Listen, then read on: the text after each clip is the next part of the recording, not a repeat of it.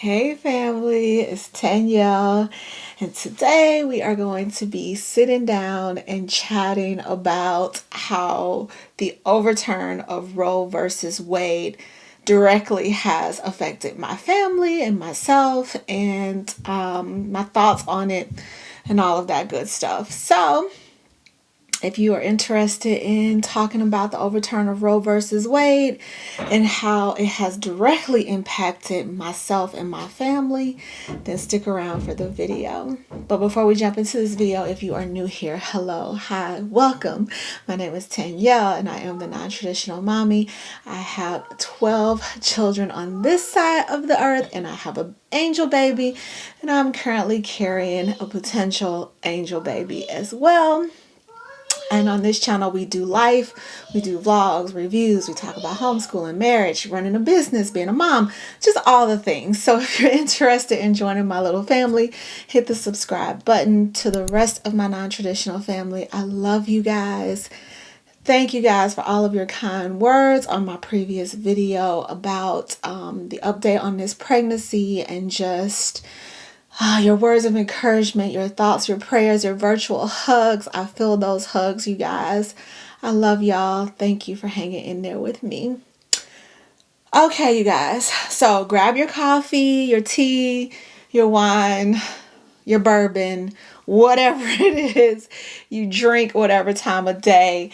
Hopefully this will not be a long video, but my last few videos have been ridiculously long. So there's that disclosure and warning. I am drinking a latte using my Ember mug, which I still love. I actually have 3 now, y'all. I love these things so much. So if you haven't seen my review over the Ember mug, I'll leave it linked for you. I talked about when Roe versus Wade was overturned, when it was first overturned. I did a quick little stories on my Instagram just talking about my immediate thoughts and feelings.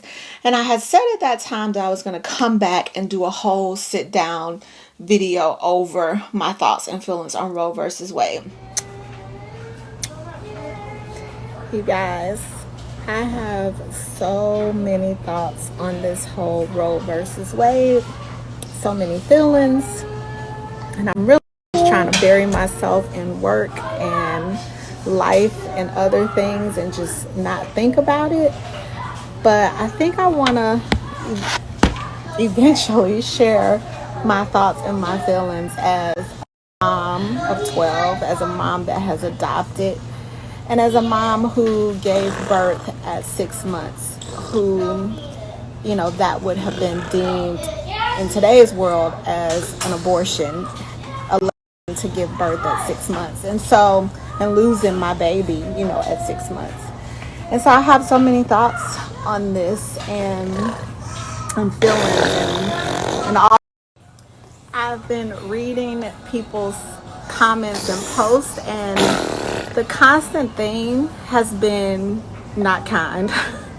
Like, people are just not being kind or passionate, having empathy. This is really just about everybody's own personal debate. Everybody's just debating.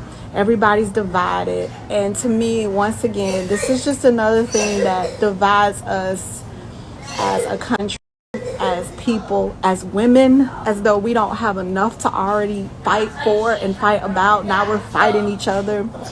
And so I think before I compose a video, which is what I'll probably do, I want to say, just be kind. Like, it's not hard to be kind. We can all have our own thoughts, our own opinions, our own feelings, and we can stand on one side of the spectrum. We can stand on one side of the spectrum and still remain empathetic in this point. Empathetic and just be kind. That's not hard. That's not a hard thing to do. If you disagree, just keep scrolling. Like, you don't have to be unkind. It's just not hard. It's so not hard. You have no idea where a person is sitting in their life right now with this moment in history. You have no idea what a woman is dealing with on either side of the spectrum. Either side. You have no idea. So just take a minute and just be kind, y'all. Be kind. That's it. Be kind.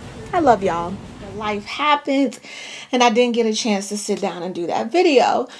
And here it is, I think almost a year later, that I am doing that video. And not because it's like, oh yeah, I need to do that video, but because I'm being directly impacted by the overturning of Roe versus Wade.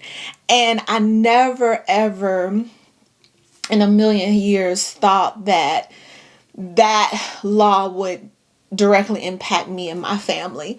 And I think that so often a lot of people don't think that laws that are being put into place will affect them. It's like when something is so far away from home, or it feels like it can be so far away from home, it's so easy for the mass majority to turn a blind eye or to sign off or something, or things like that. So if you are not familiar with, Roe versus Wade, essentially that law protected a woman's choice to terminate her pregnancy.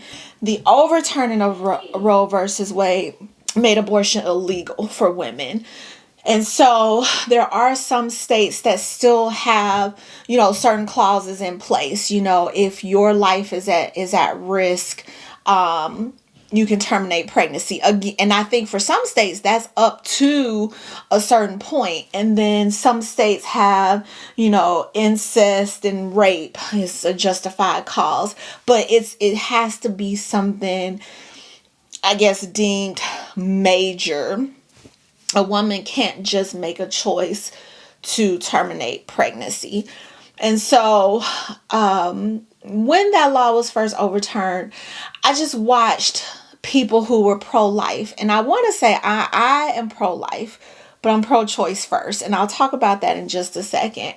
I watched people who were pro-life celebrate that law going into effect. And I thought in that moment, you guys have no idea how this is going to impact women and even children in the future. You have no idea what this means. And I didn't know that I was going to sit on that side, of not really fully comprehending what it meant, even though I disagree with it and would never have voted that way. I'm pro-life, but I'm pro-choice. And I always say that because in my personal life, for my personal self, for me, I'm pro-life. Hence, I have 12 children. I was a teenage mom. My mother was a teenage mom. I broke that generational curse. None of my children, knock on wood, have become teenage parents. But we chose life, and I always have chose life, with the exception of my angel baby, which I'll get into in just a second. That's my own personal conviction.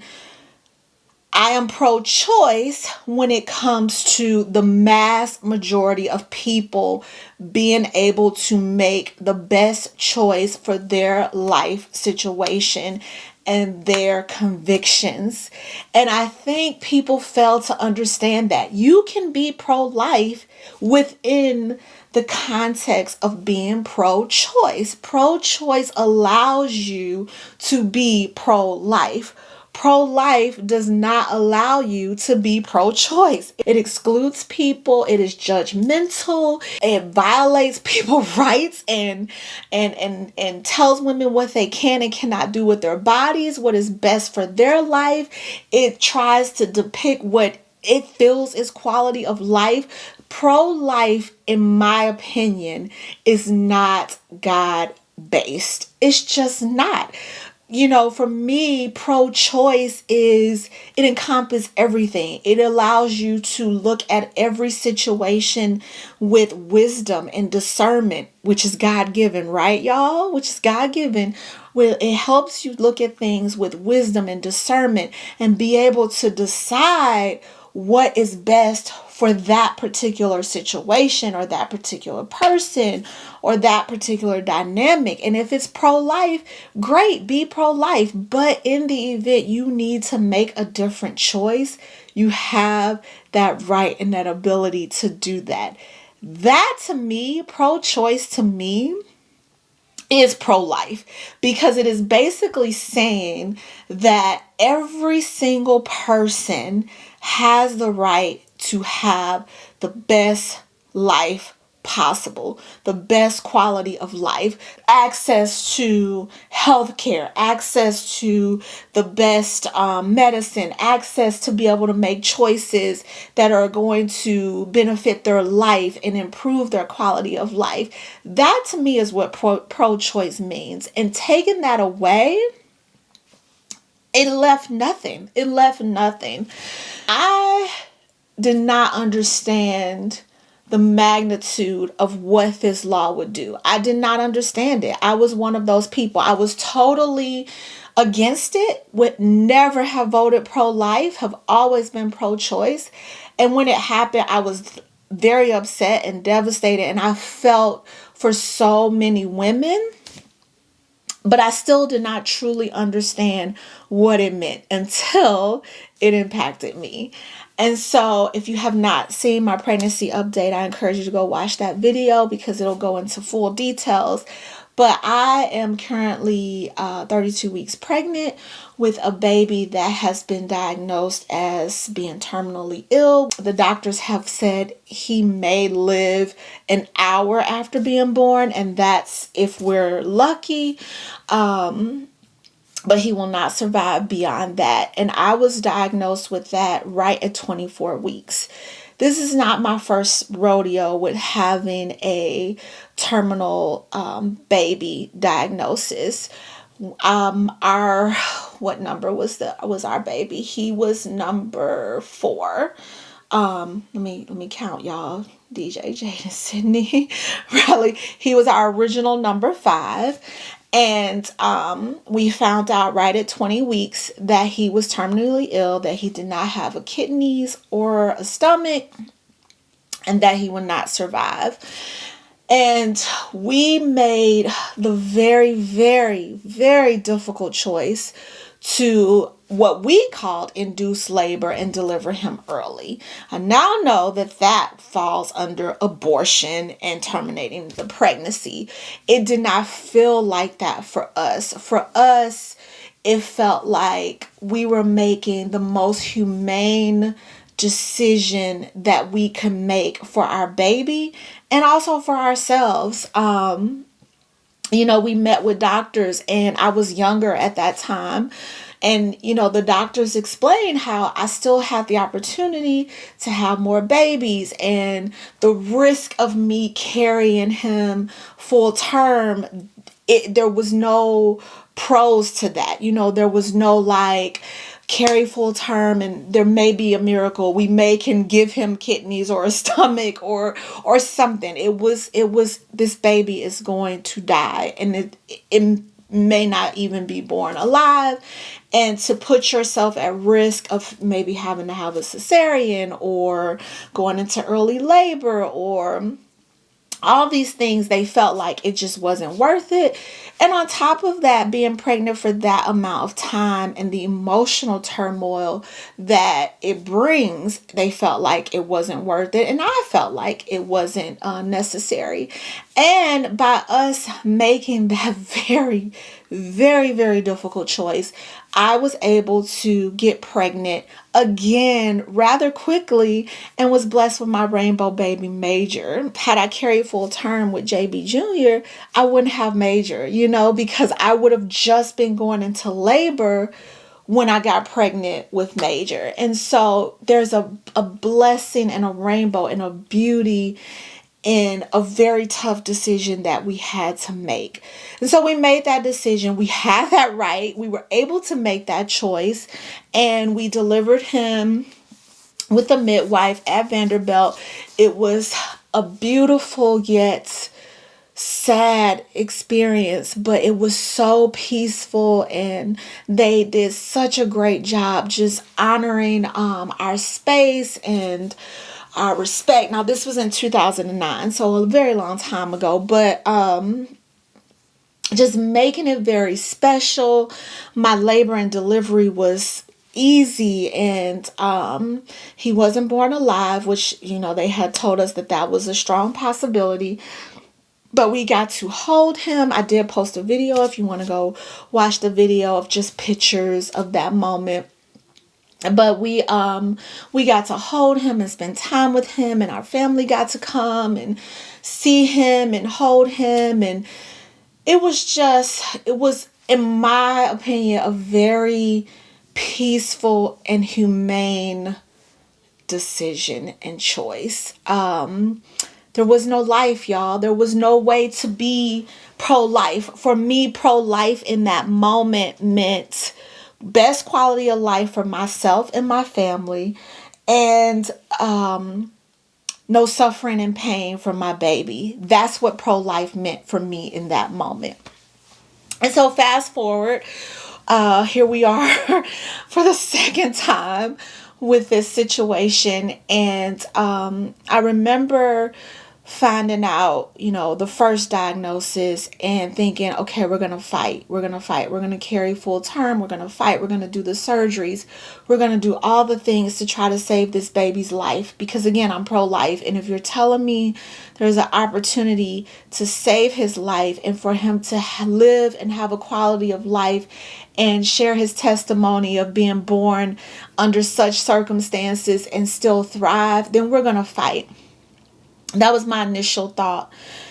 But then when we got the diagnosis kept coming, and they kept being stacked and stacked and stacked, and it was one thing after another. And eventually we found out that there was no life, that there would be no surgeries, there would be no interventions, and that he would not live.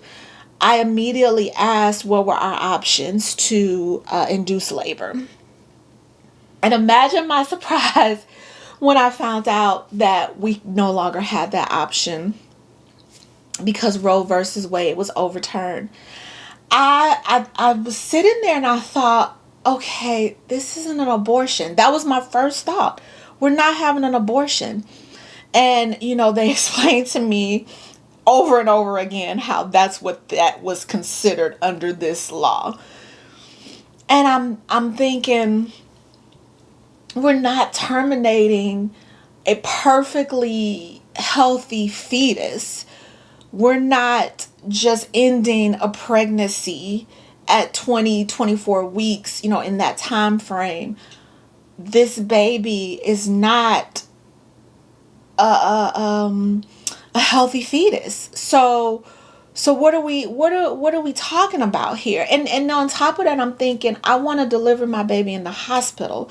I want to hold my baby. I want to love him, and I want to give him the proper goodbye, whether it's a burial or cremation, whatever we choose to do. I want my kids to see him. I want to take family pictures. I'm not going to a clinic and having an abortion. Not that I am saying that there's anything wrong with that, but in my mind, when I was thinking the overturning, that's what I was thinking. I was clueless, you guys. I had no idea that meant that women, now including myself, would essentially be forced to carry an unhealthy fetus or baby or child and have to go through the emotional and physical and mental turmoil of what this means.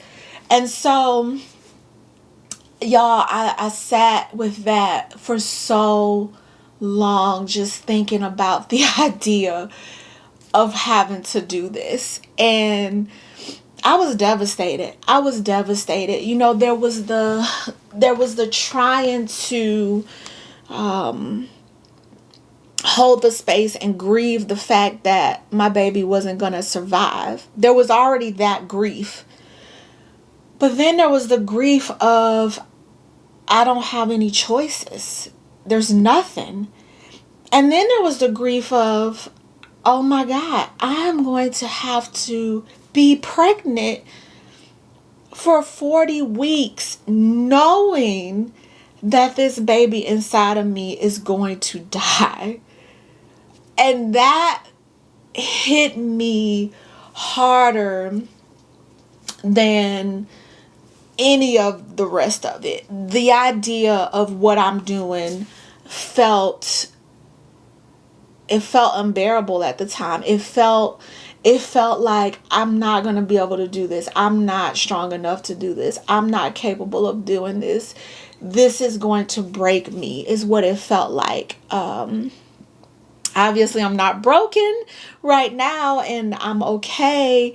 And, I do believe God gave me the burden that I'm going to be able to carry.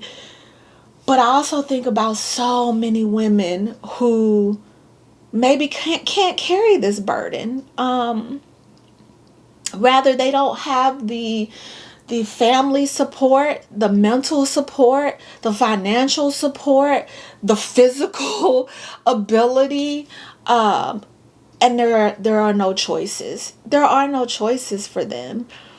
You know, I don't know if people fully understand pro-lifers, what that means. We first have to even define what life means. When we're talking about pro-life, you guys, you can't just say I'm pro-life. Every child deserves to live, as in no baby should be aborted. Because what happens after that baby is born? It doesn't matter anymore. Does life no longer matter? Are we no longer concerned with their quality of life? If this child has a major disability that we have no idea how their quality of life is, are we no longer concerned with that? Are we no longer concerned if this child is born into extreme poverty, abuse, whether it's mental, physical, sexual, emotional? Are we no longer concerned with that? Are we no longer concerned with, is this child going to be fed appropriately? Is this child going to be loved appropriately? Is this child going to have access to resources that it needs? Are we no longer concerned with any of that? We're just concerned with, it deserves to be born. That baby deserves to be born. And after that, we don't care nothing about life. This is the things that people don't think about when they're out there, picketing for pro-life. Are we not concerned about the mother and what her life quality may look like after this baby is born? We don't know her mental state. We don't know her financial state. We don't know her emotional state. We don't know her state of where her family, her husband, her spouse.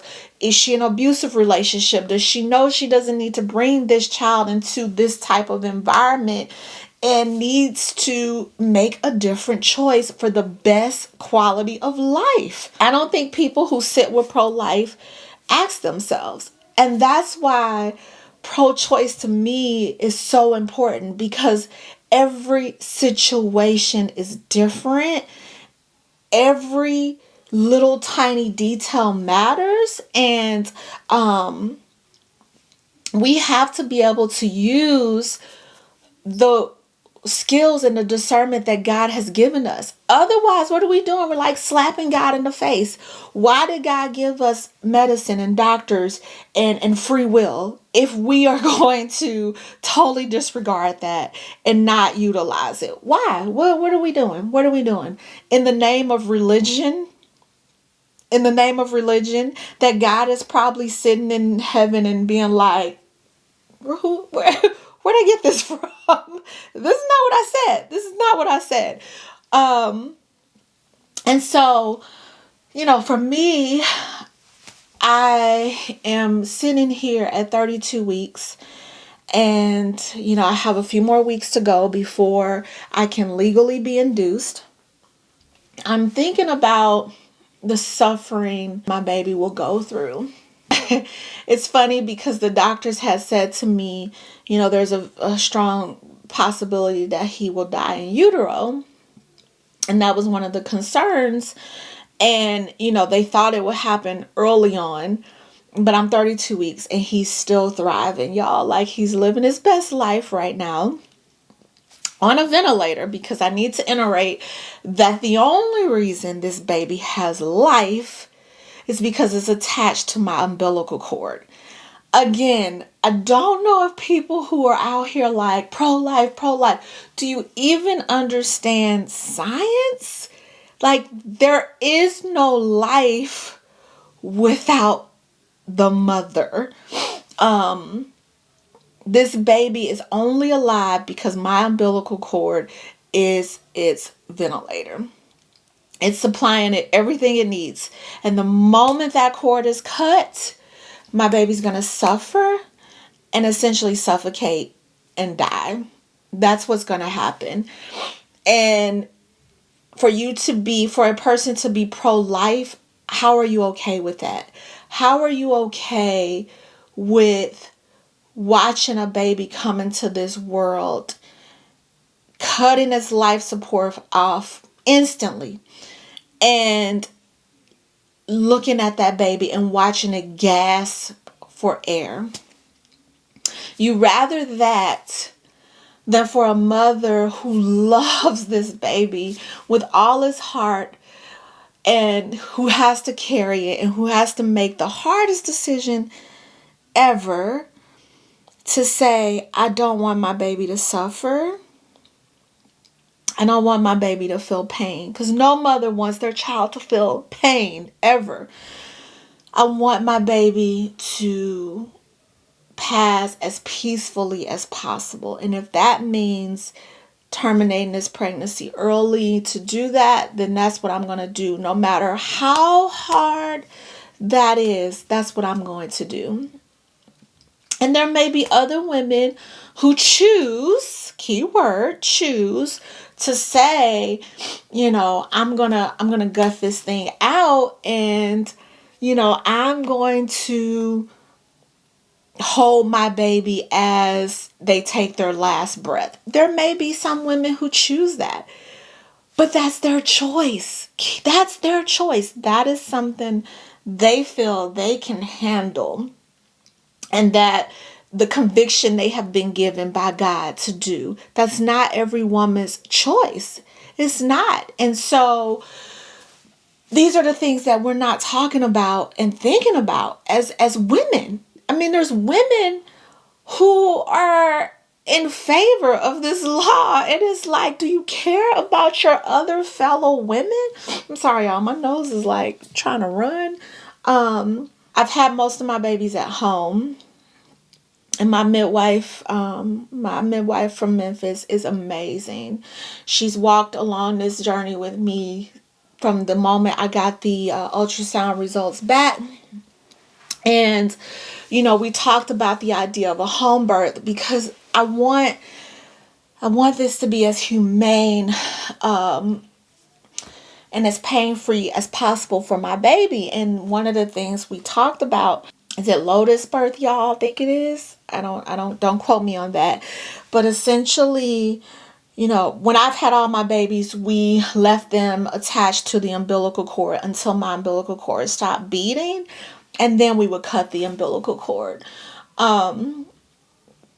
And so her suggestion was that we do that with this baby, because as long as he's attached to my umbilical cord and my umbilical cord is beating, he will have oxygen, because again, that is his ventilator. And so, but I'm delivering in a hospital, right?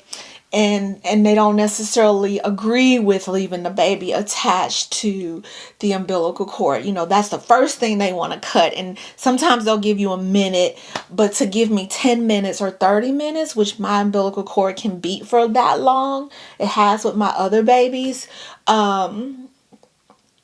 don't want to do.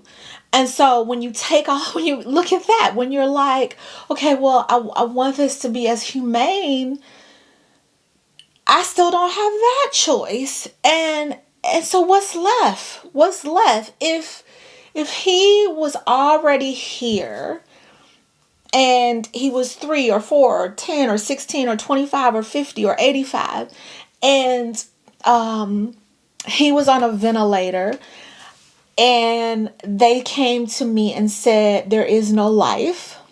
I've been through this with my mom, and so I know this feeling all too well. And they came and they said, there is no life left. What do you want us to do? I would have a choice. I would have a choice to say, I want to take them off the ventilator. That's the same. It's the same. I don't know how anybody could see it any differently. I would have that choice. There's nobody out there saying, leave them hooked to the ventilator until, I don't know, X amount of time. It's like, this person they're gone. They're gone. And the best and most humane thing to do is to cut the cord. And so it's the same thing. It's the same thing. Going back to abortion and me being pro-life, do I feel there should be some regulations? Maybe. I don't know, you guys. But what I do absolutely feel is if you're going to make this kind of law, there has to be room for gray, because not everything is just, she getting an abortion because she don't want the baby and this is her 8th abortion and she's using it as birth control and, killing all the babies. It's not always that. There are so many other facets and things that come into play with being pregnant and carrying a baby full term and then raising that child after that. So many things that we need to take into consideration. And so, I'm sitting here and I never thought that my life would be impacted this way by law. I never thought that I would be the one on the other side sharing my story on why this is the worst thing, the worst law ever. But here I am. This is the cross I've been given to carry, my burden to bear. And my goal and my hope is to share my story for several reasons. One is for that person who has been pro-life and has been, pro-life signs, and just to maybe take a step back and think, wow, okay, wait, there's way more to this than what I truly understand and thought I understood, and be able to say, okay, maybe I was wrong.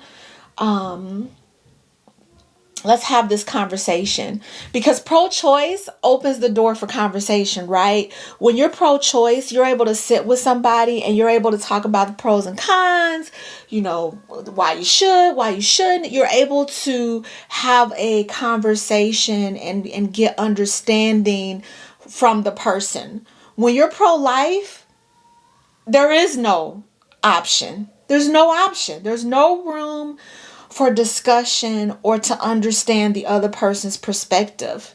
And so my hope and my goal is that maybe those people who have sat on that side will say, wait, this isn't what I was trying to do when I was talking about being pro-life. That's not what I meant. And I want to be able to open this door and have this discussion and understand a woman's perspective. And I also want to provide a space for women who feel ostracized or feel like they don't have anywhere to go and talk about this, for another mom that is faced with carrying full term now and they don't want to. They have no desire to do that, but yet they are being forced to be a space for them to know they're not alone, that there are those of us who are pro-life but feel so deeply for your pain and feel for you that you are being essentially forced to do something that you were not convicted to do.